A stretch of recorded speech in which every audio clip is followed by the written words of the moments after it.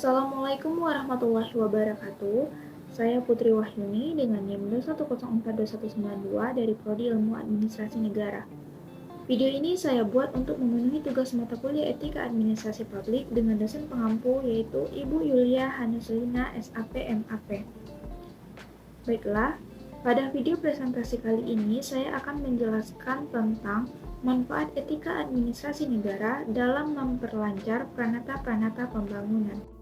Adapun topik yang dibahas yaitu yang pertama, manfaat etika administrasi negara, kedua, keterkaitan etika dan proses pembangunan, yang ketiga, perilaku kerja organisasi publik, dan yang keempat, pelaksanaan sanksi bagi pelanggar etika. Yang pertama yaitu manfaat etika administrasi negara, yaitu yang pertama sebagai wujud kontrol terhadap administrasi negara dalam melaksanakan apa yang menjadi tugas pokok, fungsi, dan kewenangannya. Nah, dalam hal ini, jika administrasi negara menginginkan sikap, tindakan, dan perilakunya dikatakan baik, maka dalam menjalankan tugas pokok, fungsi, dan kewenangannya harus menyandarkan pada etika administrasi negara. Yang kedua, sebagai pedoman, referensi, acuan, penuntun dalam pelaksanaan tugas-tugas pemerintahan.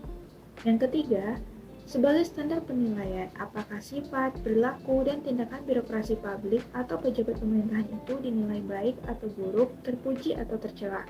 Dan yang keempat, meningkatkan kualitas pelayanan publik dengan mendorong pegawai negeri untuk bertindak dengan integritas, transparansi, dan akuntabilitas.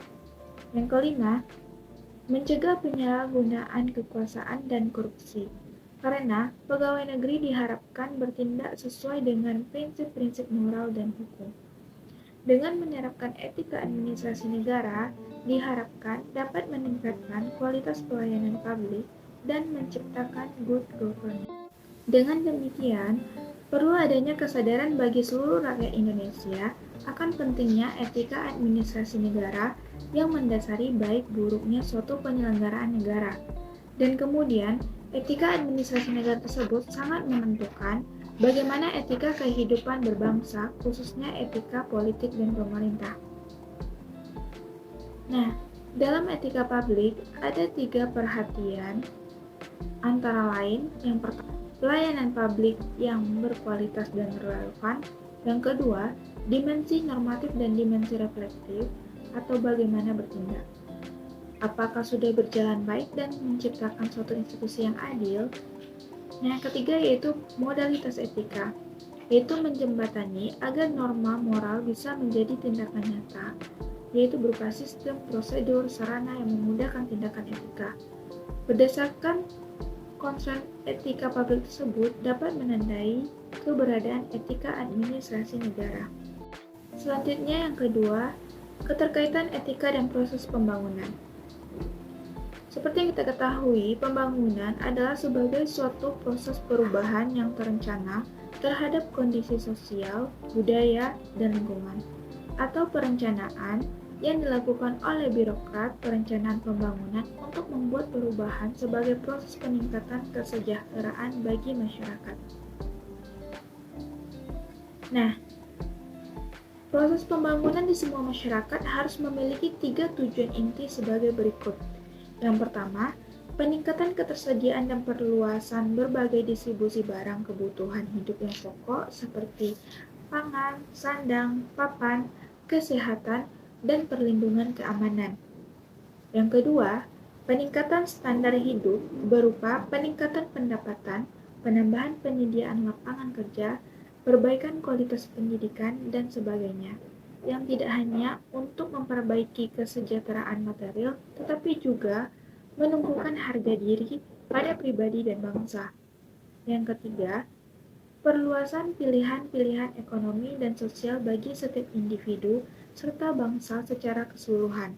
Nah, dalam hal ini, kita sebut juga dengan nilai kebebasan atau freedom, dari sikap menghamba yaitu kemampuan untuk memilih. Selanjutnya, keterkaitan etika dan proses pembangunan dapat kita lihat pada krisis ekosistem, terutama eksploitasi sumber daya alam dan pencemaran, mengandung implikasi etis terutama menyangkut sikap dan perilaku manusia atas alam. Nah, berdasarkan hal itulah etika lingkungan ini muncul karena didorong oleh isu-isu sosial yang muncul akibat kegiatan pengeksploitasian sumber daya alam secara berlebihan yang berdampak pada terjadinya penurunan kualitas lingkungan dan pencemaran. Oleh karena itu, etika lingkungan merupakan refleksi manusia dengan alam atau lingkungan hidup yang memahami bahwa manusia dan lingkungan hidup memiliki hubungan keterkaitan yang erat.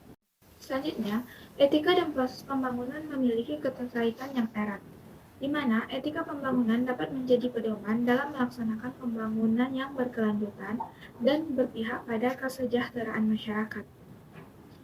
Hal ini sebagaimana menurut Golet pada tahun 1997 yang mendefinisikan bahwa etika pembangunan adalah the examination of ethical and value questions posed by development theory, planning, and practice.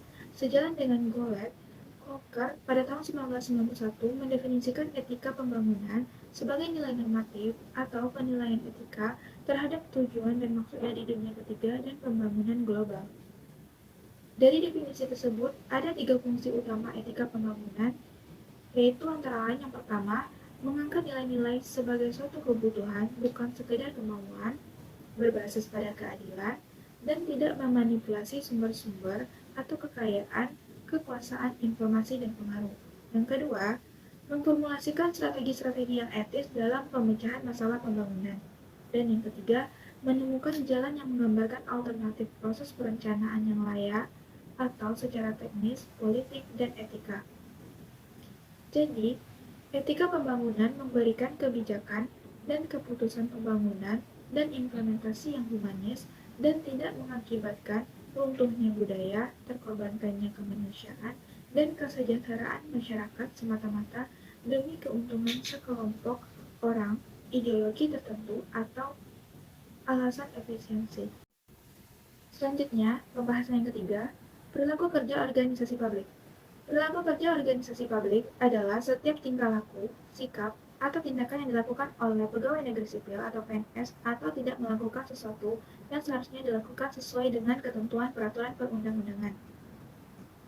Nah, ada 6 indikator dalam mengukur perilaku kerja pegawai negeri sipil, yaitu sebagaimana yang terdapat dalam Peraturan Pemerintah Nomor 46 Tahun 2011, kemudian diganti dengan Peraturan Pemerintah Nomor 30 Tahun 2019 tentang penilaian kinerja PNS. Di antara yang pertama, orientasi pelayanan, yang kedua, integritas, yang ketiga, komitmen, keempat, disiplin, dan yang kelima, kerjasama, dan yang keenam, kepemimpinan. Nah, seperti yang kita ketahui sebelumnya, ada 6 indikator dalam mengukur perilaku kerja PNS. Yang pertama, yaitu orientasi pelayanan, yaitu sikap dan perilaku kerja PNS dalam memberikan pelayanan terbaik kepada yang dilayani, antara lain masyarakat, atasan, rekan kerja, unit kerja, terkait, atau instansi lain. Yang kedua, integritas. Integritas yaitu kemampuan untuk bertindak sesuai dengan nilai, norma, dan etika dalam organisasi. Yang ketiga, komitmen adalah kemauan dan kemampuan untuk menyelaraskan sikap dan tindakan PNS untuk mewujudkan tujuan organisasi dengan mengutamakan kepentingan dinas daripada kepentingan diri sendiri, seseorang, atau golongan. Nah, yang keempat, disiplin. Disiplin adalah kesanggupan PNS untuk menaati kewajiban dan menghindari larangan yang ditentukan dalam peraturan perundang-undangan atau peraturan kedinasan yang apabila tidak ditaati atau dilanggar dijatuhi hukuman disiplin. Yang kelima, kerjasama. Indikator kerjasama adalah kemampuan dan kemauan PNS untuk bekerja sama dengan rekan sekerja, atasan, bawahan dalam unit kerjanya, serta instansi lain dalam menyelesaikan suatu tugas dan tanggung jawab yang ditentukan, sehingga mencapai daya guna dan hasil guna yang sebesar-besarnya. Yang keenam, yaitu kepemimpinan. Untuk indikator kepemimpinan hanya untuk pejabat yang memegang jabatan struktural. Selanjutnya yang keempat, pelaksanaan sanksi bagi pelanggar etika. Nah, pelanggaran terhadap etika pemerintahan dalam hal ini yaitu melanggar disiplin PNS, maka dapat dikenakan sanksi moral dan sanksi administratif. Adapun sanksi moral meliputi yang pertama, pengumuman melalui media massa, yang kedua, meminta maaf secara terbuka, yang ketiga, mengundurkan diri dari jabatan. Selanjutnya, sanksi administratif meliputi yang pertama, teguran lisan atau tulisan, Yang kedua, pemberhentian sementara atau skorsing. Yang ketiga, pemberhentian dengan tidak hormat. Dan yang keempat, sanksi administratif lainnya sesuai ketentuan perundang-undangan yang berlaku. Selanjutnya, berdasarkan Pasal 7 Peraturan Pemerintah Nomor 53 Tahun 2010 tentang Disiplin Pegawai Negeri Sipil, mengatur tingkat dan jenis hukuman disiplin PNS. Di antaranya yaitu yang pertama, hukuman disiplin ringan, terdiri atas teguran lisan, teguran tertulis, dan pernyataan tidak puas secara tertulis. Yang kedua, hukuman disiplin sedang, terdiri dari penundaan kenaikan gaji berkala selama 1 tahun, penundaan kenaikan pangkat selama 1 tahun, dan penurunan pangkat setingkat lebih rendah selama 1 tahun. Yang ketiga, hukuman disiplin berat, terdiri dari penurunan pangkat setingkat lebih rendah selama 3 tahun, pemindahan dalam rangka penurunan jabatan setingkat lebih rendah, dan pembebasan dari jabatan, serta pemberhentian dengan hormat tidak atas permintaan sendiri sebagai PNS dan pemberhentian tidak dengan hormat sebagai PNS. Nah, selanjutnya, pelaksanaan sanksi bagi pelanggar etika dapat kita lihat. Yang pertama, ASN yang melakukan pelanggaran kode etik dikenakan sanksi moral. Kedua, sanksi moral pelanggaran kode etik dibuat secara tertulis dan dinyatakan oleh pejabat pembina kepegawaian.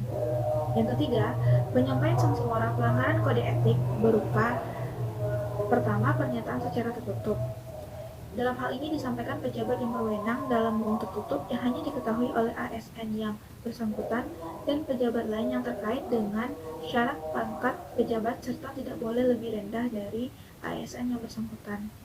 Yang kedua, pernyataan secara terbuka, yaitu disampaikan oleh pejabat yang berwenang atau pejabat lain yang ditunjuk melalui forum pertemuan resmi ASN, upacara bendera, dan papan pengumuman.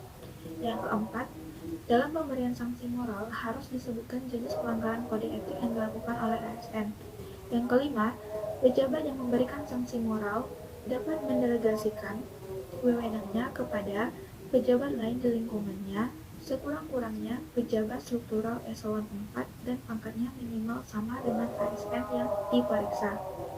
Yang keenam, sanksi administratif diberikan berdasarkan rekomendasi Majelis Kode Etik dan sesuai ketentuan peraturan perundang-undangan. Demikianlah presentasi saya dalam video ini. Mohon maaf bila ada kata yang salah. Wassalamualaikum warahmatullahi wabarakatuh.